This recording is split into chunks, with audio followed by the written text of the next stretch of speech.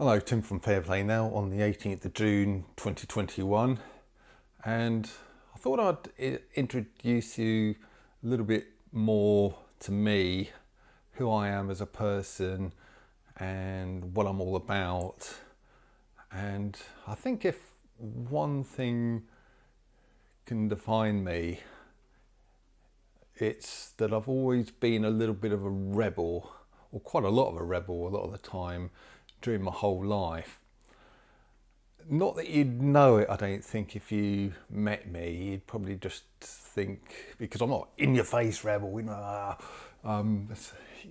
quiet rebel. I'm a fairly quiet guy anyway. And I know making all these videos, it might look like I kind of love the sound of my own voice sort of thing, but I don't really. In fact, I think I sound awful in these videos, but there you go. I think everybody thinks that when they see themselves and hear themselves recorded.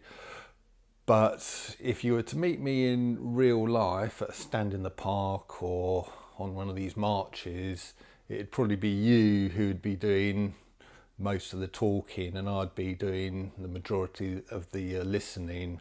I'm more of a listener really than a talker. I do like listening to people and hearing what they've got to say, and I sort of find that really interesting. So I'm a quiet rebel, and it goes right back, I think, to my kind of later school days, between the ages of 14 and 18, which we're talking late 70s, early 80s. I went to this school which, although it was actually a comprehensive school, it was very much kind of run along the lines of a public school, and all the sort of senior teachers there, I think, were all ex-public school.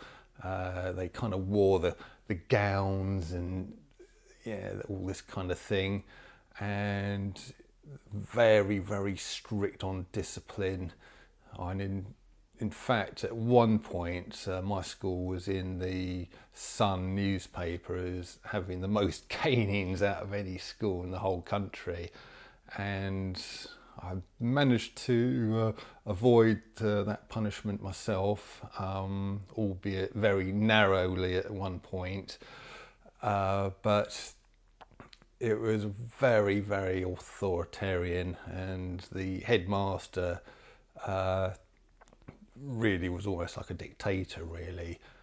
And kind of up until 14, when I went to this school, I wasn't too bad with authority, but this particular school, because of the way it was run and its authoritarianism, really kind of turned me into a bit of a rebel and a kind of a hater of authoritarian kind of scenarios.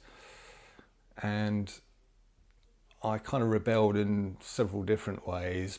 One of the ways I kind of rebelled at this school was it being a kind of public school wannabe. They were sort of really, really big on rugby. Now, I'm not really a great sports person. I didn't mind doing a little bit of track and field in the summer, sort of throwing the discus, javelin, that kind of thing. I sort of found pretty fun, but I certainly didn't like rugby at all. But they kind of took one look at me because, I'm 6'4", and I think even at 14 I was well over 6 foot. And big lads. They take one look at me and sort of say, right, you're playing rugby. There's sort of no choice about it. And so they got me on the rugby field, and I played a few games. I sort of hated every minute of it. And I think because I didn't have the passion and the get up and go, I didn't really play that well. So luckily I was kind of kicked off the team pretty sharpish, and there was probably a bit of deliberate kind of misinterpretation of the rules just to show them how useless I was, basically. None of this was in a kind of a proper match. It was sort of practice sessions and practice matches. So it wasn't like there's any sort of thing too much on the line anyway. But after that point, I was always quietly rebellious, and if something happened that I didn't like the sound of, I just wouldn't go along with it. And that's followed me through my adult life, going into employment. And I've had so many jobs, it's untrue. And the reason why I've had so many is because I've been sacked from a couple because of disagreements with the bosses, and then others I've kind of just left because I couldn't stand being told what to do. And eventually I kind of went self-employed, which really does suit me because I can kind of just be out on my own, and once the customers told me what they want doing, they can kind of go away, and I can just get on with the job and do it, and everybody's happy. Providing I do a good job, of course, which I normally do. So I've always been, or hankered after being self-employed, and I've been self-employed for best part of 20 years now. And even when I was employed, I kind of made sure I did jobs where I was kind of not under close scrutiny, as it were. And I had one or two jobs as a sales rep, so you're out in the car, away from the office and the bosses, and loads of kind of lorry driving and van driving jobs where, of course, you're out and about, away from scrutiny. This is sort of 20, 30 years ago, and you wouldn't be able to get away with that now because all these things have got vans and lorries have got trackers on them now, haven't they? And if you just sort of stop in a lay-by for a sandwich for more than 5 minutes, you've probably got someone on the phone to you sort of going, "Oi, why aren't you sort of getting on with your deliveries?" So I don't think you'd better, it's not quite as free and easy as it used to be. So I think I've always had this rebellious streak in me, and there's so many things that I've thought for a very long time, why is it like that? Why is it not different? And I remember getting into an argument with someone at college when I was doing my electrical qualifications, and I'm probably one of the very few people who's even questioned this, but I sort of think, why do you even have to have tests and exams? I mean, what's that all about? And I know I started off by talking about my electrical tutor, but just take your sort of driving test. I mean, why do you have to have a test?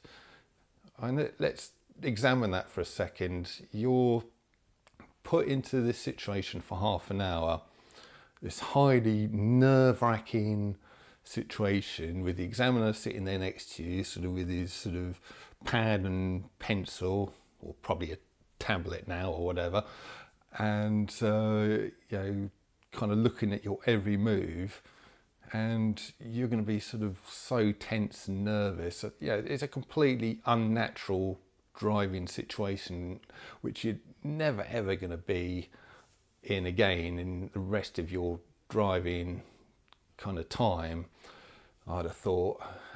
And I just think, what is the point of a test? I mean, if you've got a regular driving instructor and you've been having your sort of training with them for, I don't know, let's say 6 months, and surely they must have a feeling of when you're a competent driver. So why is it not that your driving instructor can just say, right, Tim, you've been with me here for sort of 5.5 months, 6.5 months, whatever it might be. I now sort of deem you to be a competent driver up to the sort of Ministry of Transport criteria. Well done. Here's your sort of driving licence, full driving licence. Why can't it be like that? And yeah, that's just, I'm talking about these driving tests and exams. That's just one little area where I just think, why? You know, why is it like that? Why can't we just think a little bit more sort of laterally, think a little bit more out the box and come up with better solutions than what we have currently? And of course we get to the sort of current situation. I won't talk too much about that. I think if you're watching this video, you know how I'm feeling, because it's how you're feeling as well. And of course, you know, we're all sort of feeling in a highly sort of rebellious mood about this, but I think so many people aren't, and I think deep down it's because always had this sort of little bit of a rebellious streak in me, even though it's a quiet rebelliousness, if I can put it like that. And I'd just be interested in hearing what you think about this. You know, have you always been a little bit of a rebel, and that's why you're sort of thinking along the same lines as I am now here with this sort of 2021 situation? Or has your journey been completely different? Have you always sort of been, you know, really sort of mainstream, you know, totally in with mainstream society and accepting of pretty much everything, and then you've just had a more of a sudden jolt than I've had, and sort of come to, you know, the realization that, yeah, maybe at the end of the day you are more of a rebel than you've always thought you were. So I'd be interested in hearing if you're coming from that direction as well. So I think I've banged on long enough about this quiet rebelliousness thing, and I hope that's given you a bit more of an insight into who I am and what I'm about. And if this proves to be a kind of a popular video, I might make a few more of these in the very near future. I'm also going to get Lorraine back on hopefully in the next few days as well, because I know that was popular when my wife was here next to me on the sofa, sort of talking about her viewpoints. But I'll leave it there for now. Tim from Fair Play now. Thanks for watching.